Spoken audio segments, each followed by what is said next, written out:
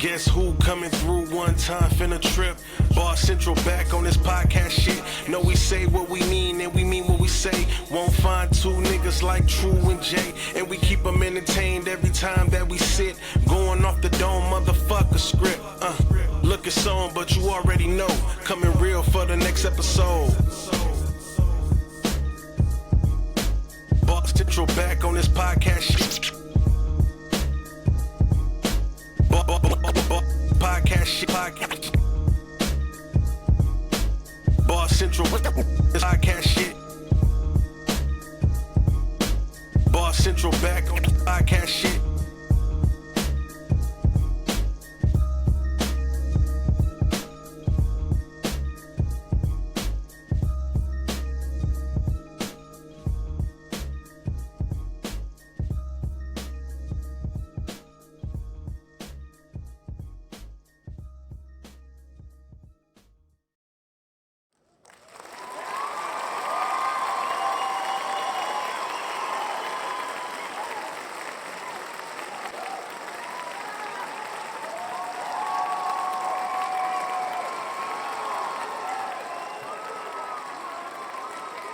What's the deal? What's the deal? What's the deal? Bar Central, we back.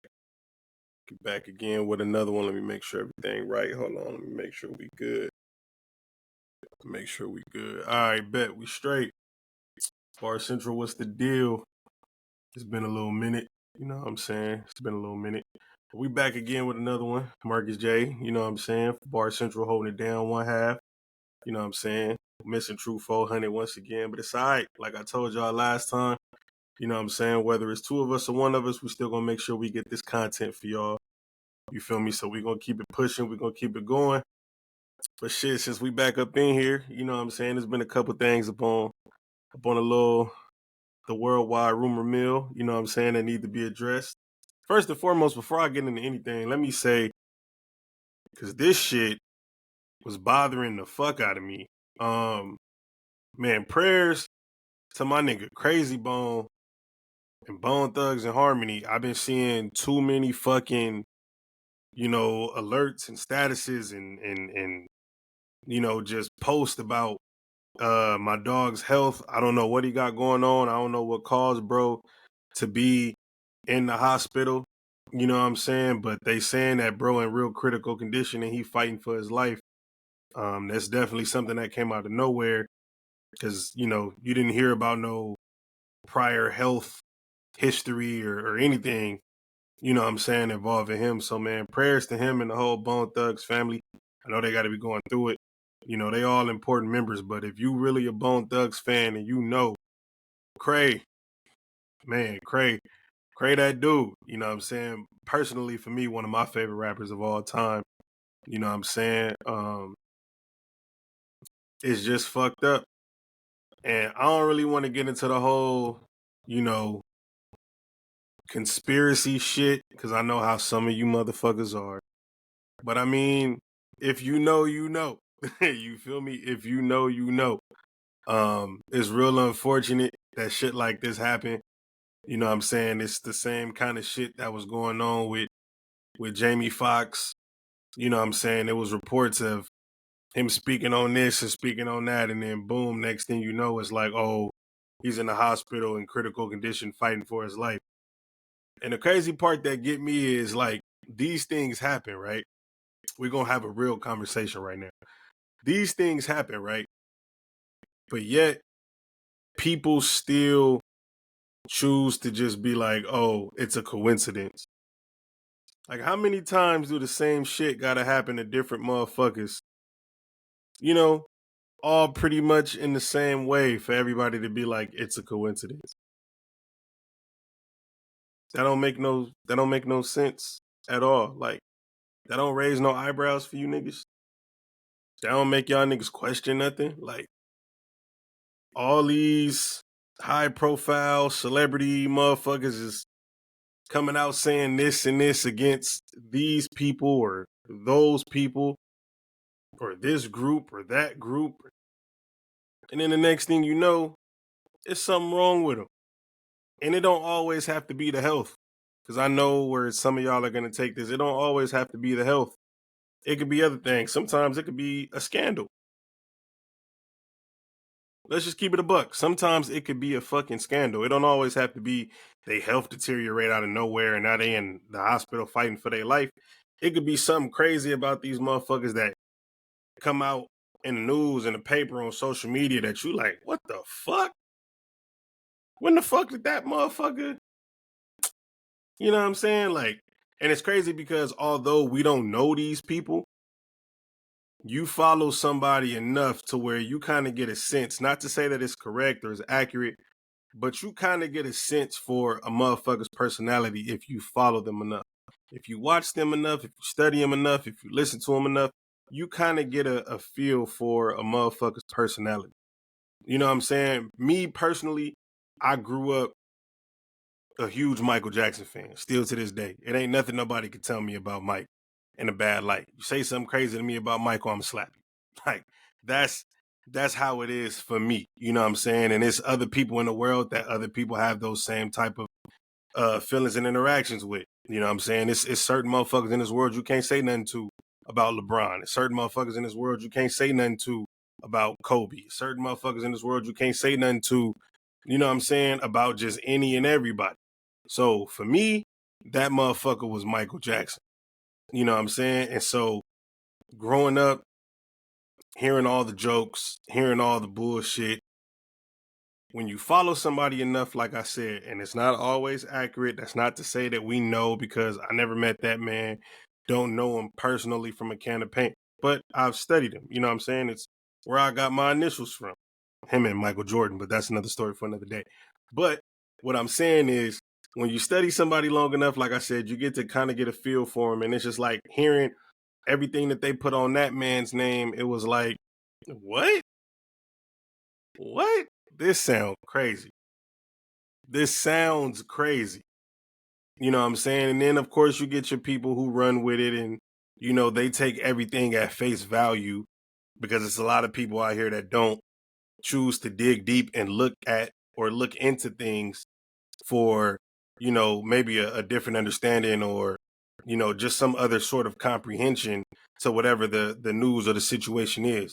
A lot of people like to sit back and be like, oh, they said that's what it is. That's what it is. And it's like, damn. And this has nothing to do with just the case of MJ alone, because this is how I live my life regardless. I don't give a fuck if I turn on the news and they say it's gonna rain today. Motherfucker, I'm gonna do some further research to see if you niggas are really right or if you're wrong. So it doesn't really matter. You feel me? But I feel like a lot of people do that. They'll look at things and they'll take them for face value based on what one person or the right person or enough people have said, and they'll just go with it. They'll just go with it. And for me, I'll be like, well, take a second and put yourself in the shoes of the person or the people in these situations. You know what I'm saying? If you know you being sabotaged or, you know, blackmailed in a situation, you wouldn't want a group of people or just whoever to take the stories about you at face value and just keep running with it. You wouldn't want that. You would want somebody to come and talk to you like a human being. You would want somebody to talk to you like they know who you are or they know your character if it's some motherfuckers that's been in your life for X amount of time. You will want these things to happen. You don't want nobody to just be like, oh, they said you did this. 12, 15, 30 people said you did this. Oh, shit. You must have did it. Or that must be who you really are. It's like, no. It just takes, like, they've always said strength is in numbers.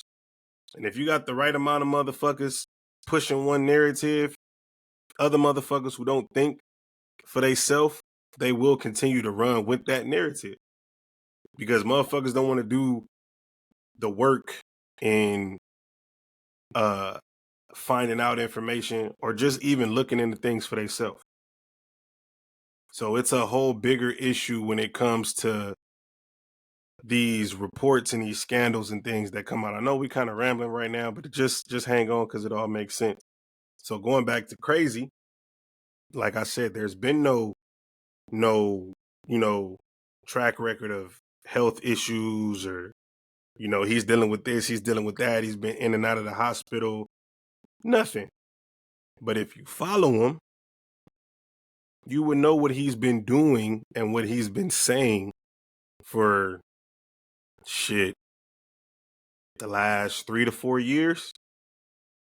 Anybody who really follow, what he been doing, what he been saying. So I'm just saying, to me, because this ain't my first time seeing no shit like this, this shit just sounds suspicious as fuck to me. And I hope and I pray it ain't, what my mind is telling me it is. Even though 9 times out of 10, I'm probably right. I'm probably right. But, I hope it's not. I hope it's not. But if it is, it's fucked up, man. But let's just put it like this. That's the industry. That's the industry. And, it takes people with that type of courage, that type of heart, that type of strength, that type of bravery to say, I know what can happen to me for doing this, but I'm going to do it anyway because it's the right thing to do. We don't have enough of those motherfuckers in the world. We don't have enough of the motherfuckers that's like, I'm going to stand against everything motherfuckers tell me I should or shouldn't do, should or shouldn't say to do what's right. To do what's right. Not what I want to do, not what these people will want me to do, or not what we see or view as right and wrong. No, what's strictly bottom line, flat line, right or wrong. We don't have enough people doing that.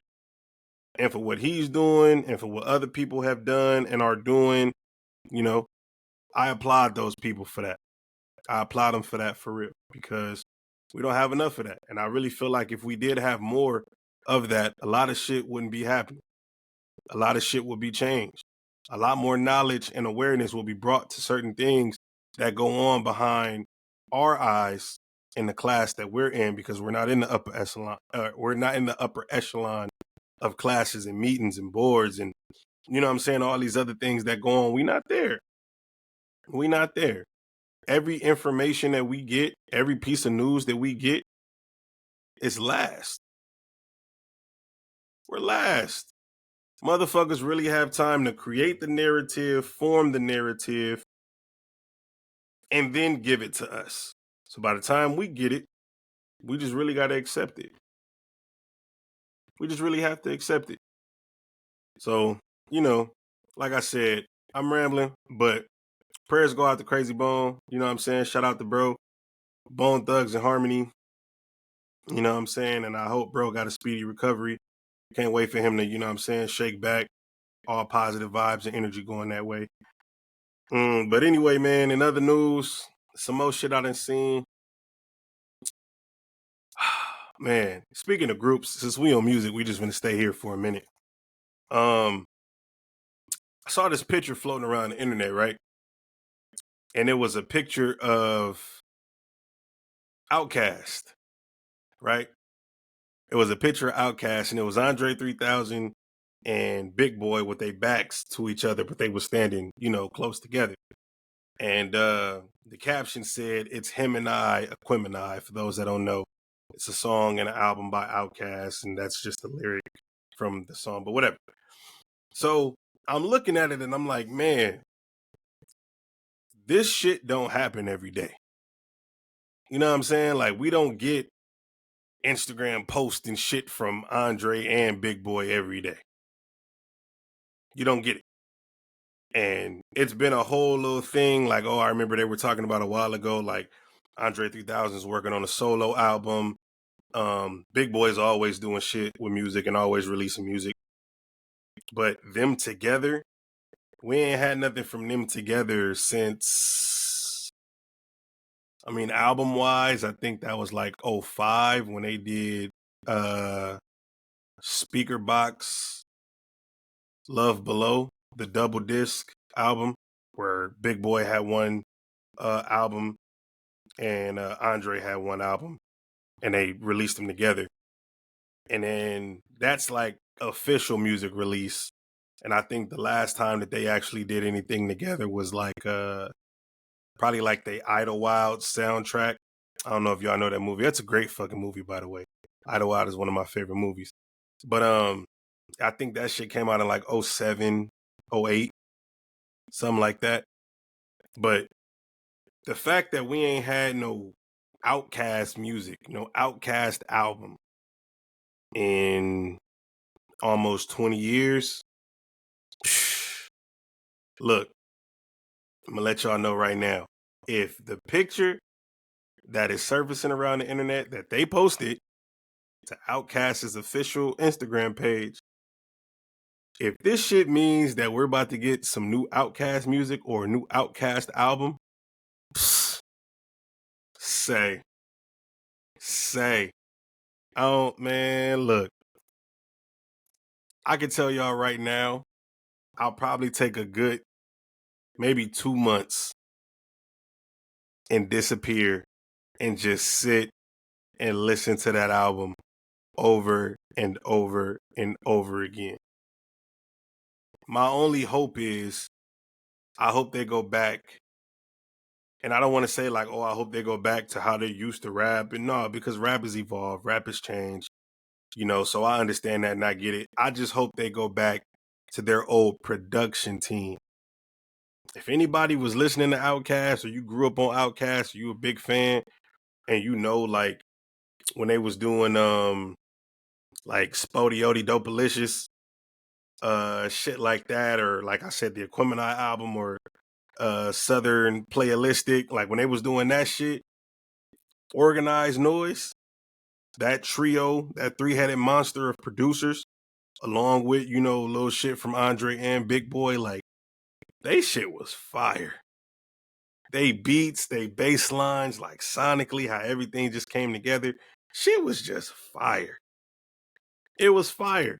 It wasn't none of that bullshit that we hearing today, which is just a whole bunch of melodic loops and heavy 808s and snares and hi-hat rolls. Like it was actually real music being played. You know what I'm saying? Like everything was synthesized today, or everything is synthesized today, should I say. Wasn't like that back then. Like them niggas really took time and energy crafting out their music and the progressions and the chords and the basses and the percussions and the drums. Like everything was just hitting on top of their lyrics being fire, but it started with the production. The production was just top fucking tier. And we ain't got shit like that no more. So, like I said, I'm not gonna say that I hope they go back to their old school rapping styles. They don't have to rap like it's, 1997 or 1998 or 9 no more. Like, nah, do y'all thing because, like I said, music has evolved. They have evolved as men, and as artists. So, like I said, I just hope as far as the production, when it comes to the production and the beats, just please go back and do some shit with Organized Noise. Please go back and do some shit with Organized Noise. Because that shit was fire. That shit was fucking fire. And I would love to hear how they artistically find a way to not necessarily recreate what they did, but find a way to include, the sound and the sonics that they created back then and mix them with today's sound. Like, in my euphoric mind, if they can find a way to say, hey, this was the style of sound that we wanted and we used and we created back in the day in our earlier projects, how can we still take that feeling and introduce it to today's sound and make them blend? You know what I'm saying? Like, that's some shit that only the greats and the geniuses can fucking do. And I feel like they're some of those niggas when it comes to production. So I would love to see how they, take the best of both worlds and blend them together, the old and the new. Because, as far as the new, you'll introduce yourself to a crowd or to a demographic who may know of Outkast but may not know of Outkast. You feel what I'm saying? And then you're also refreshing the demographic of niggas like me and motherfuckers older than me who grew up on Outkast, love Outkast, study Outkast. You know what I'm saying? And we want to hear, damn, that shit remind me of that shit y'all was bumping back in the day. Just boom, boom. You know what I'm saying? Like that hard hitting bass and the snares and shit. Man, I could talk all day about that shit because y'all, most of you motherfuckers don't know what the fuck I'm talking about. But anyway, yeah, I hope that shit is real. I hope Outkast is making another fucking album. Please do. Even if it's a song, I'd be happy and I'd be content. But the fan in me, because it's two different sides, right? As an artist, I understand. I understand, right? A lot of times things don't necessarily work out the way that you plan them to. They don't. Schedules have to align, and that's not just as far as, you know, Stacks and Big Boy. That's everybody. Everybody that's involved in this project, as far as the producers, the engineers, and everything else, everything has to align. You know what I'm saying? So schedules have to align. Motherfuckers have to be inspired. You know what I'm saying? Because we're talking about artists who create from a form of inspiration. It's not like these niggas y'all listen to and support today who could just wake up and write the same song over and over and over again, and they don't be talking about shit. A car, a gun, some bitches, some drugs or alcohol, and some money. Those aren't those guys. Those aren't those guys. You know what I'm saying? So that's why I said, as an artist, I can understand why it might take a little longer. Let's say they do have the idea of saying, hey, we're going to come back together one more time and we're going to do an album together. Right? Like I said, I understand it takes more time now because lives are different. The motherfuckers got two totally different things going on in their lives in comparison to when they was young teenagers, you know what I'm saying? And in their early 20s when both of their jobs was just to rap. Be together all the time, rap, be in the studio, make songs, do the videos, perform, travel, whatever. Shit's different now. You know what I'm saying? Shit's different now. As well as everybody else who's also involved in their music making process. So like I said, it's not the same for the niggas that y'all listen to today who make these same exact songs about nothing. I forgot whose album it is. It really don't even fucking matter because these niggas ain't even making albums no more. They're just taking 12 songs and putting them on a playlist, essentially. That's what we're going to call it, because I don't like calling it an album because niggas aren't creating albums anymore. A lot of niggas. Some niggas, they're still keeping the art form. But a lot of these niggas, especially these new niggas, they're not creating albums. These niggas are making playlists with a cover art and a fucking title calling it an album. And it's not. It doesn't have the feel of an album. It doesn't have a beginning, a middle, and an end. It doesn't take you anywhere. I can literally listen to a lot of these niggas that's out today. I can literally listen to their albums, press play, and I wouldn't know what fucking song I'm on. Like, let's just keep it a buck. I wouldn't know what fucking song I'm on if I just let it play and just kick back. I wouldn't know what song I'm listening to.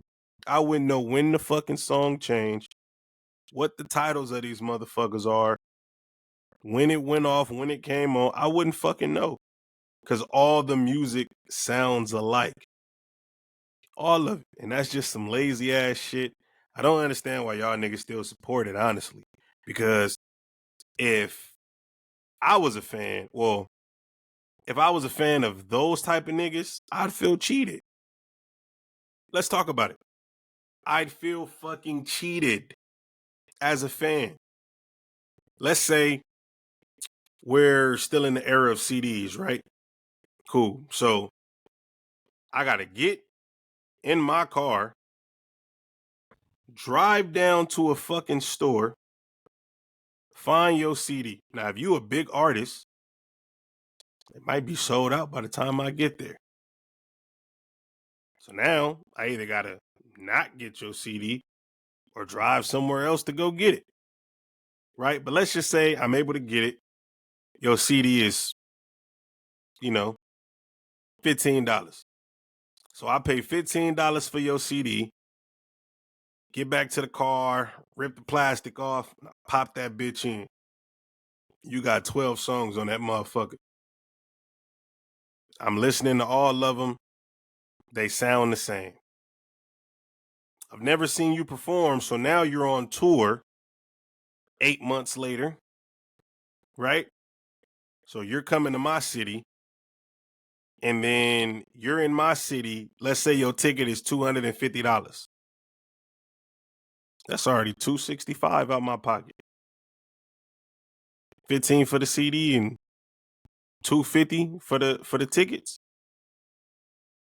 It's already $265 out my pockets, right? But I wait in this long ass line for hours. I fight to get to the front. I'm standing in here next to all these funky, sweaty motherfuckers, jam packed. I'm on my feet, and I'm watching your concert, and you perform, 20 different songs in an hour and a half, but they all sound like one song. I'd feel fucking cheated as a fan.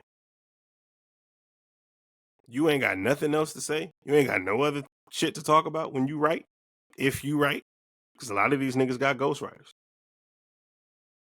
You ain't got nothing else to say, nothing else to talk about. Like, that shit to me is beyond ridiculous. So when it comes to motherfuckers like Outkast, I'd spend $250 to go see these niggas. Because I'm going to hear 20 different songs in an hour and a half. 20 different songs. Straight up. I wouldn't pay to see these new niggas out today. Because it's going to be like a concert on loop. They're going to say and sing and play the same songs. Beats sound the same. Lyrics sound the same. Flow the same. Subject matter the same. They ain't doing shit on stage. You know what I'm saying? Like, niggas ain't taking out the time to craft out they shows. It's just the niggas standing on stage jumping around. It's boring as fuck. It's boring as fuck.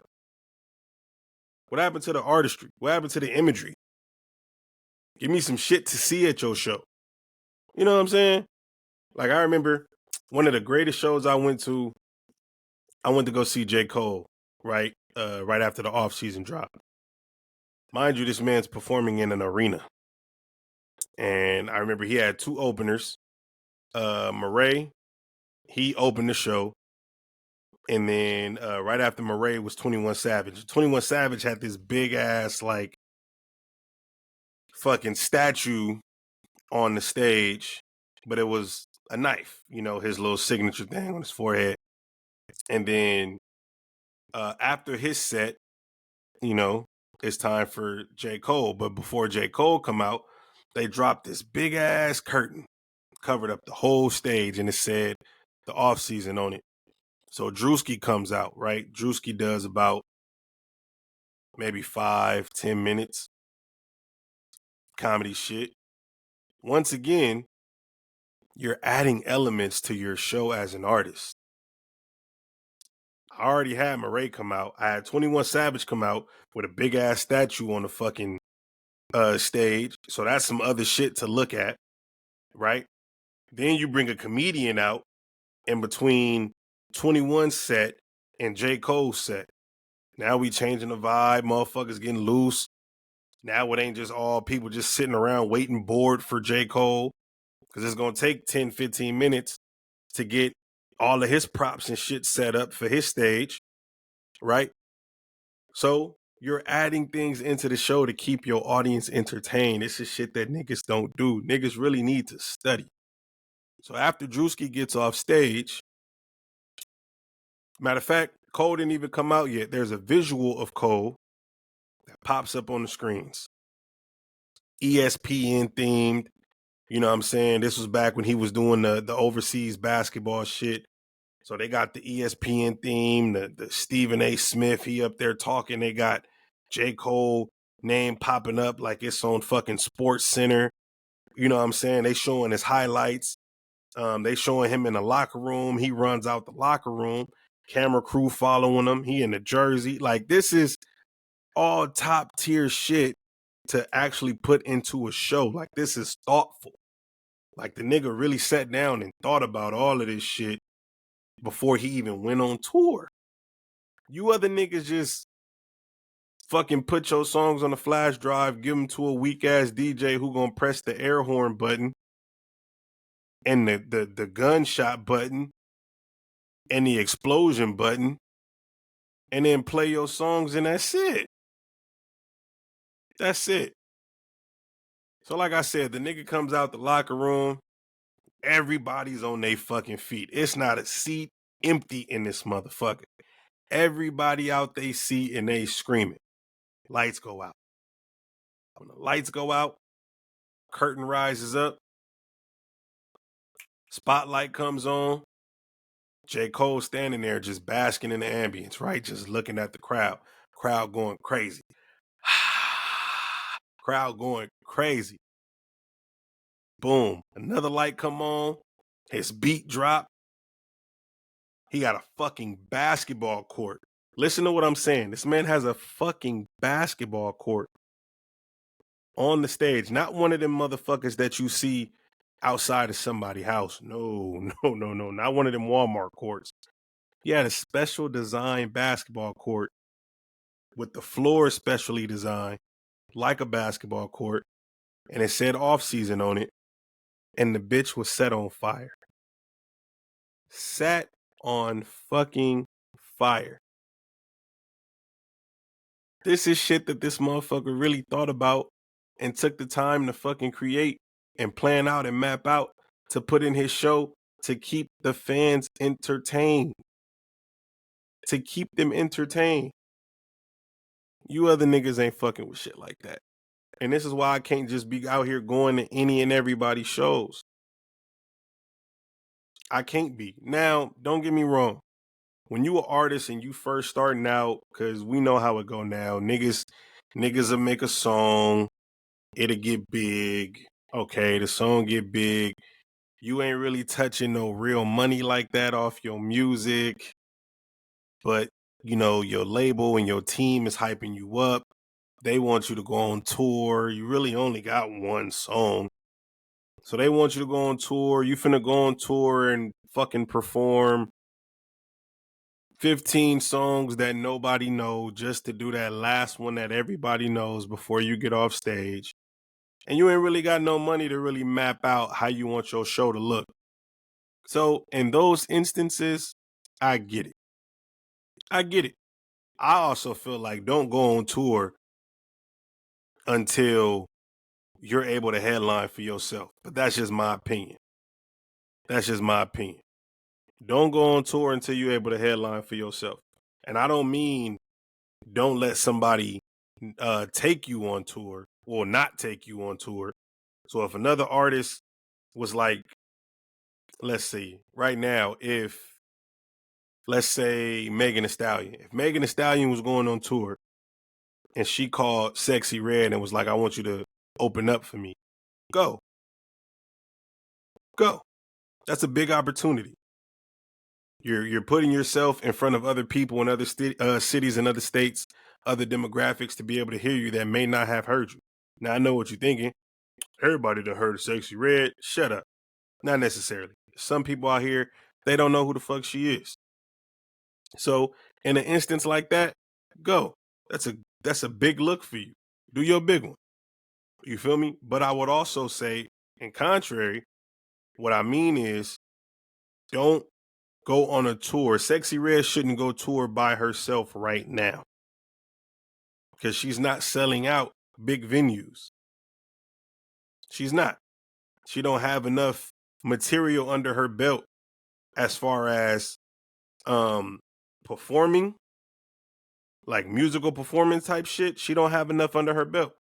She can't put together an hour worth of songs. When I saw J. Cole perform, this nigga performed songs that everybody in that bitch knew.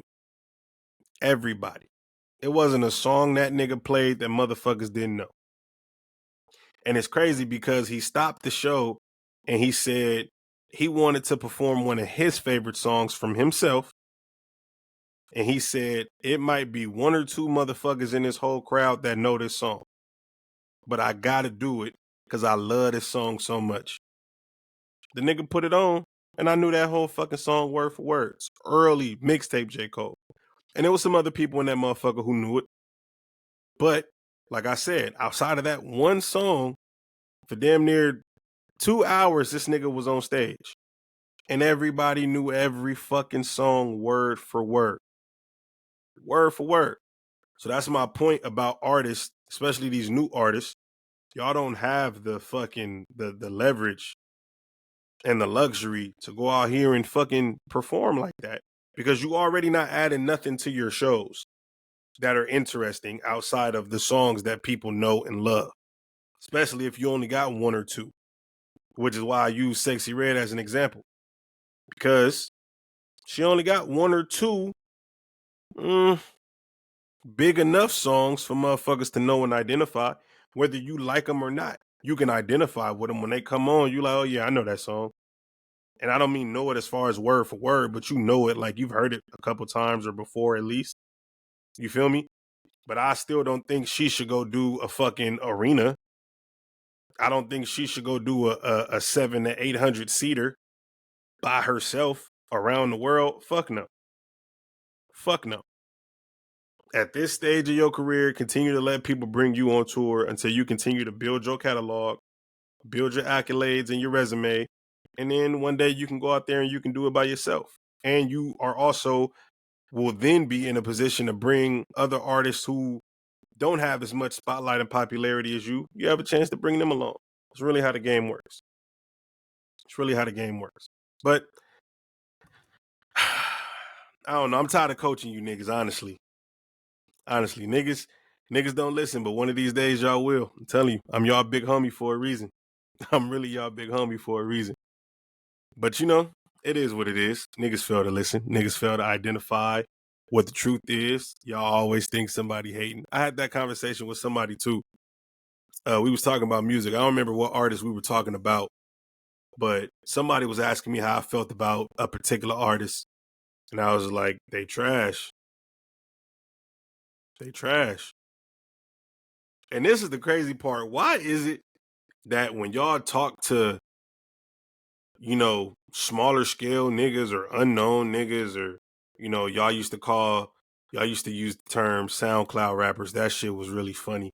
But why is it when y'all talk to niggas who aren't known, niggas who are, you know, on their grind and they come up and everything like that, why is it when y'all talk to niggas about niggas who are famous and we don't have the same type of fucking, you know, love and appreciation for their music or our opinion on their music is different from yours? Why is it that we got to be haters? I really want the answer to that. Why do we have to be haters? If you ask me about a rapper and I tell you his music is trash, why am I a hater? I'm not allowed to have an opinion. I'm not allowed to say that somebody's music is trash. Like, that's crazy to me. So because I rap, but to you, I'm not as big or well known as this nigga, in your mind, I'm hating on that person. So what does that say about the other artists who are just as big, if not bigger, that I say otherwise about? What if I say, you know, oh, well, this artist is great. I love their music. They talented as fuck. I'm not hating in. I'm not hating in. But when it's somebody else, now I'm hating. Like, I never understood that about motherfuckers. I really want somebody to explain that. I really do. I really need somebody to explain that because I really get tired of hearing it. Well, you're a hater. You're a hater. What the fuck is there to hate on? What the fuck is there to hate on? Not a damn thing. Not a damn thing. See, a lot of y'all problem is y'all think motherfuckers want the same thing in life as another motherfucker, and that's really not the case. It's really not the case. Fame and money are two things I can give two fucks about. I can give two fucks about. But that's how y'all look at it. That's how y'all look at it. It's a lot of you motherfuckers who feel like because this person is in a certain position or this person has a certain amount of money, if you don't like that person, you're hating because you don't have what they have. It's the dumbest shit I've ever heard in my life. It's the dumbest shit I've ever heard in my life. It's really stupid. Really, motherfucker, it could just be I have talent. I know people with talent. I listen to people with talent. That motherfucker just don't have it. That's it. That's literally it. This motherfucker just do not have talent. That's all I'm saying. I don't mean that I want that motherfucker's lifestyle or the car the nigga got and the clothes the nigga wear and the money in their bank account or they followers on Instagram. I can give a fuck about that bullshit. Could give two fucks about that bullshit. They just don't have talent. That's all it is. They're not good at what you think they're good at. But I understand why you think they're good at what you think they're good at. And it's because you don't know how to identify who's really good. That's all it is. That's all it is. Motherfuckers don't know how to identify who's really good at this shit. So just because you like somebody for whatever biased fucking reason, you feel like nobody can be better than that. Or anybody who doesn't support this or agree with that, they're hating. Stop it. Knock it the fuck off. Knock it the fuck off. That shit is fucking dumb. I had this conversation with somebody about Drake one time. Told them he's not a good rapper. Oh, you're hating. Hating for what? For what?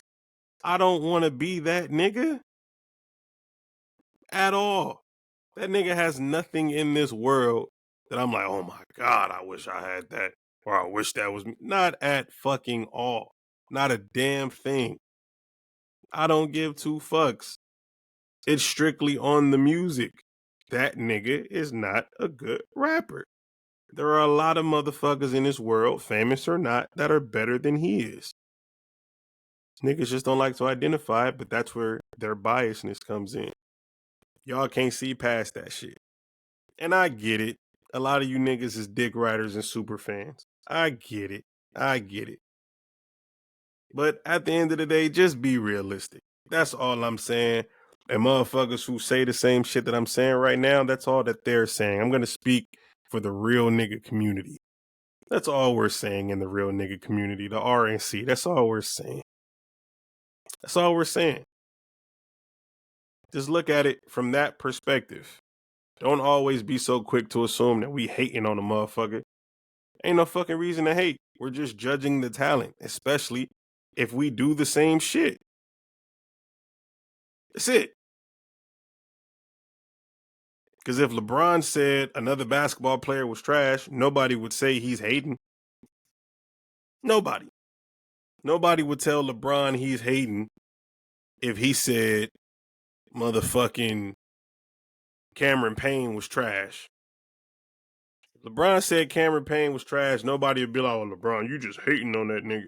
What do I have to hate on? No, nigga, I'm a basketball player. He's a basketball player. I'm good. He's not. That's it. It's literally all it is. But I digress. Like I said, I'm not about to keep helping you niggas because niggas really don't listen. Y'all niggas are lost. And it's really the mindset and the mentality. I see that more and more as the days go by. And I just be like, where the fuck did we go wrong? That's how I really knew I'm not from this world and I ain't from this planet.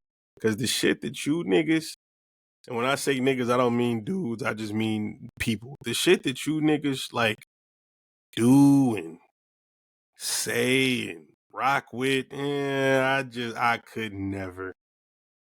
I can't be from here. I can't be. And shout out to all my motherfuckers that's not from here.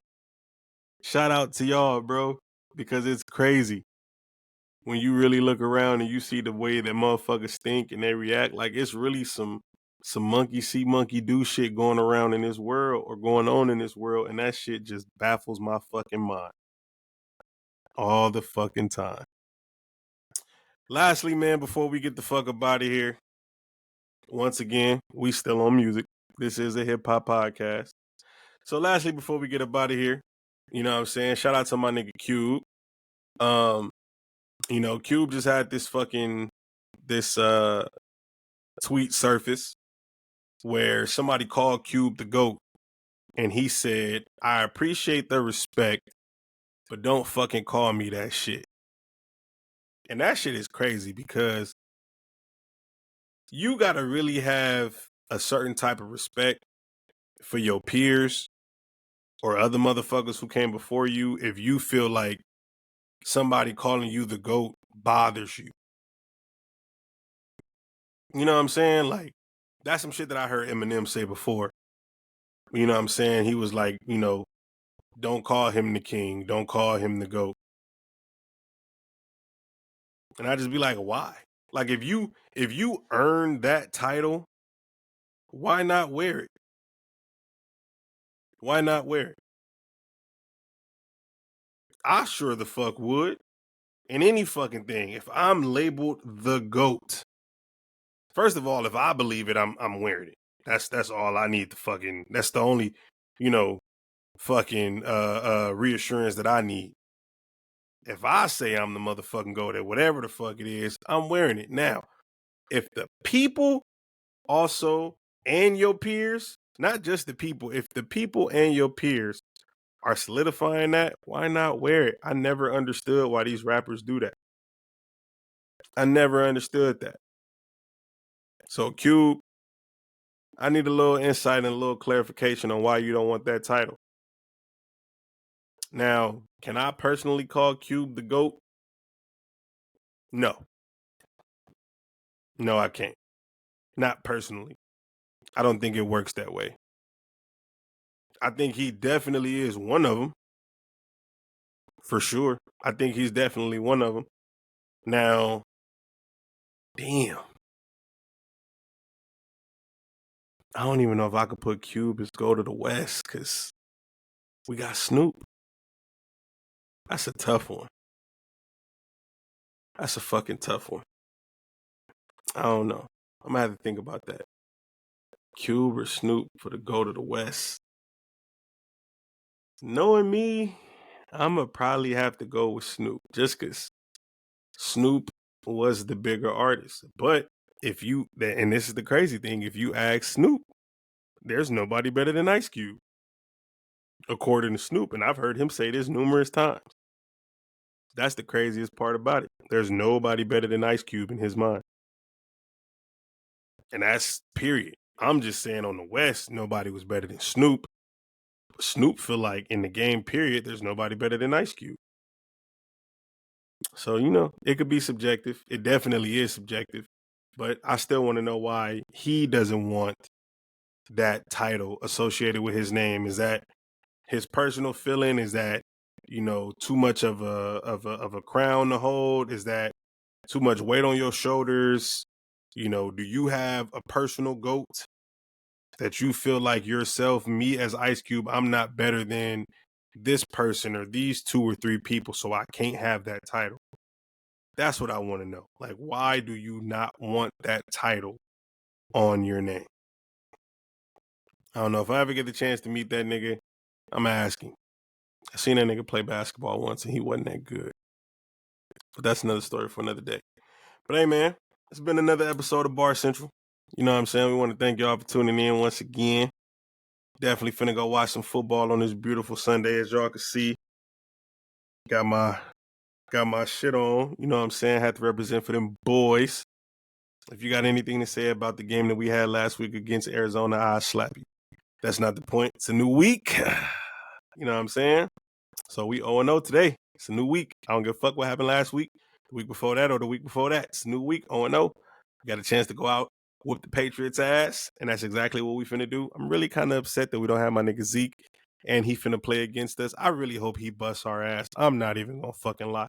I hope we win the game, but I hope Zeke have like 19 carries for 198 yards and 3 touchdowns. I hope this is the only week that ever happens. But I was really upset when they cut my nigga. Like, y'all have no idea. I was really upset. Really upset. Last week was a testament to that. Because y'all niggas kept running the fucking ball on the goal line. And we don't have that goal line bully no more. We don't have the nigga that used to put his... I'm not even about to get into all of this. Look, it's been another episode of Bar Central. You know what I'm saying? We want to thank y'all for tuning in again. We'll see y'all motherfuckers next week. Holla at your boys.